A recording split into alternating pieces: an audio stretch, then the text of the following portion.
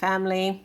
So I thought I'd give another quick Scarlet Badis video. I'm obsessed with my Scarlet Badis of late because it's so awesome. But now, don't be creeped out. If you're squirmy, don't look. But I am feeding them, so this is what this video is all about. So guys, when I tell you Scarlet Badis are not the easiest to raise, this is why. Observe. You see that? Lots and lots and lots of worms squirming all over this aquarium right now. Why? Because I just dumped, hope you can see, but yeah, in this bowl here, I don't think you could see it easily, I just put a lot of Scarlet Badis worms. Let me see if I can push this out of the way here. Okay, here we go. So in this bowl, Scarlet Badis worms, what am I saying? Grindal worms, guys. There's a lot of Grindal worms in here. All the pinky things you see at the bottom in the water are Grindal worms, and I just put them in there from my Grindal worm culture. You know what? I should show you guys that. Hold on. Okay, let's go over here. Believe it or not, I never thought the day would come, but yes, this is where, see that, guys?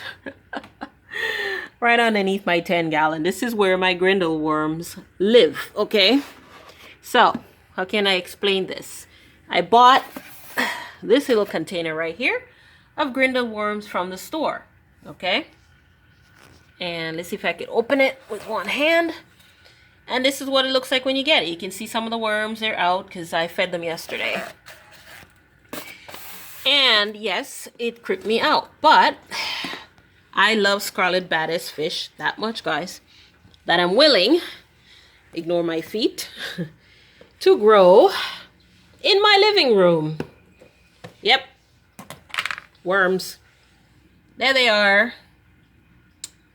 All the things you see stuck to those round plastic pieces that I put in there are worms, guys. And if you look, you can see them. They've like overtaken this entire bowl. And what's in here? Coconut fiber. That's it. Coconut fiber and worms and water, I suppose. Yeah. And dog food. I feed them pure dog food, like the really good stuff. And that's all I do. So when I'm ready to feed, all I do with get some tweezers. I pick up one of these little round plastic things because I'm squirmy. There's no way I'm touching these. And I rinse them off in the little bowl of water.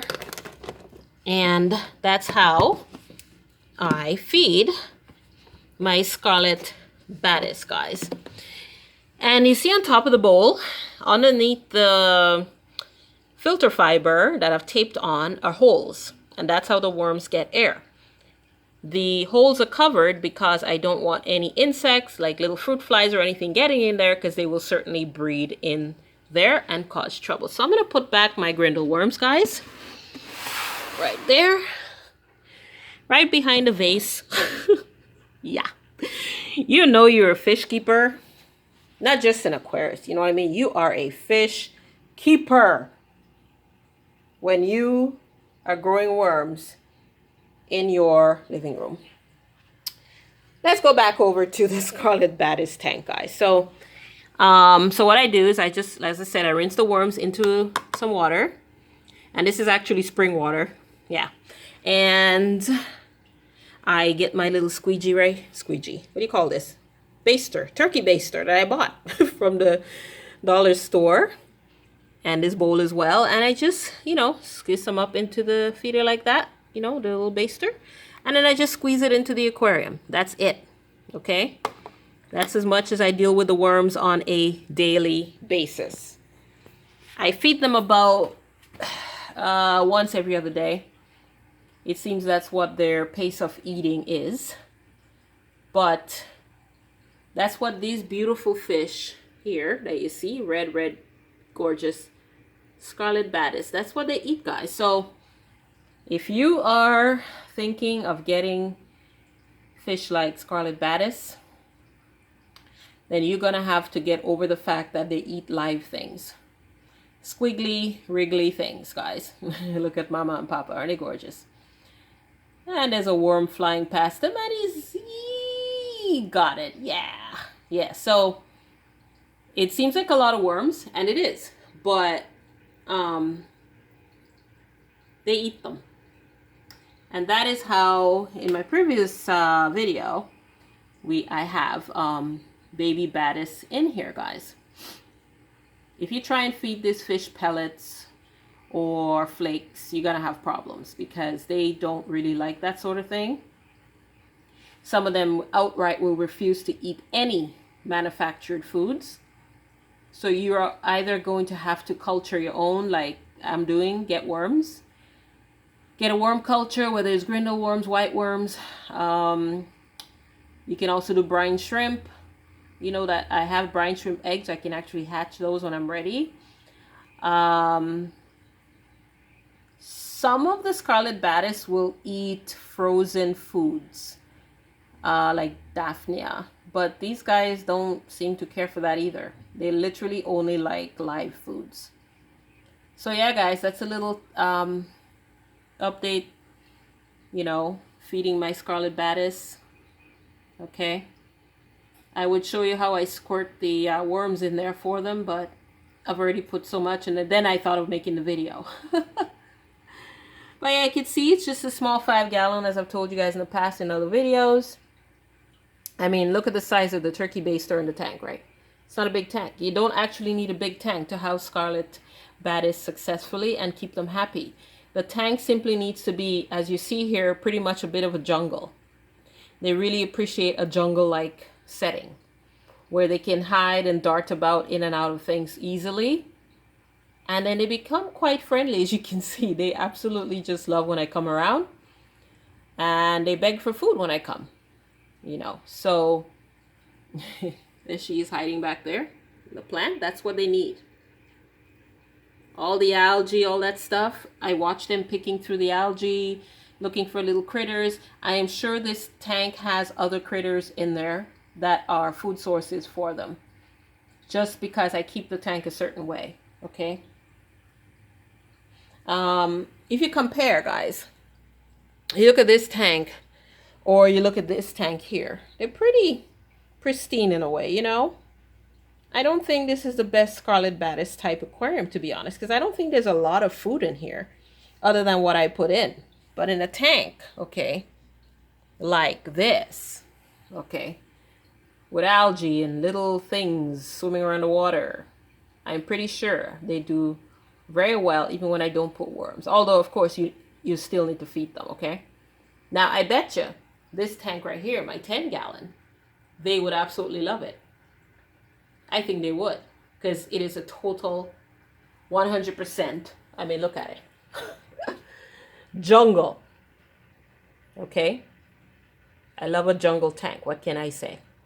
So this tank here, this 10-gallon, which if my baby Badis successfully grows up, which I think it will, I see no reason why it won't. It's doing very well on its own. I didn't even know it was there until, you know, this week, or yesterday actually. And it's free swimming, so there you go. I'm thinking of putting it in here. And notice, guys, little tip, see? I allow algae to grow on the back and side walls of my aquarium. I actually don't mind that. I think it's actually quite useful to the animals. See right here, look at that. Look at that gorgeous shrimp. If it will only focus. Yeah, that's the best I can do, guys.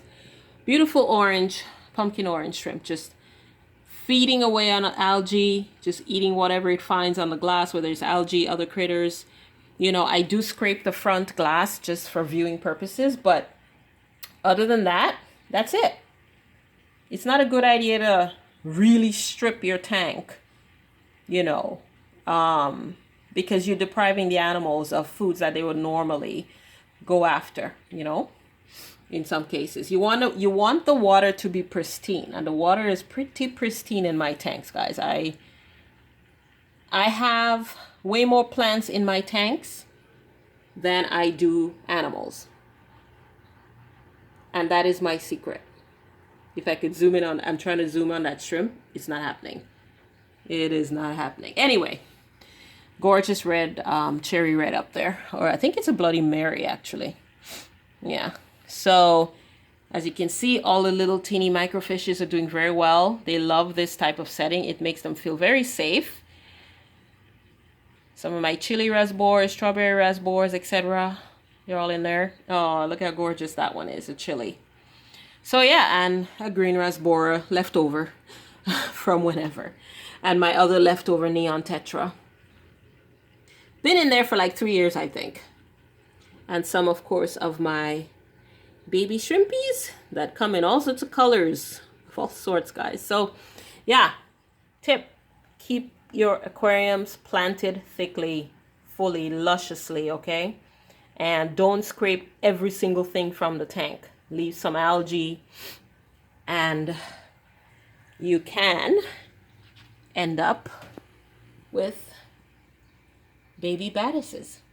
Is that a word? Badises? I don't know. Anyway, guys, that's it for today. Feeding my badis wormies. Ugh, they do gross me out a little bit, but I'm actually shockingly used to taking care of worms and then feeding them to my fish. And you know what? Before I go, these worms will live in that tank for a good 2 days. Yes, they will. They do not drown, guys.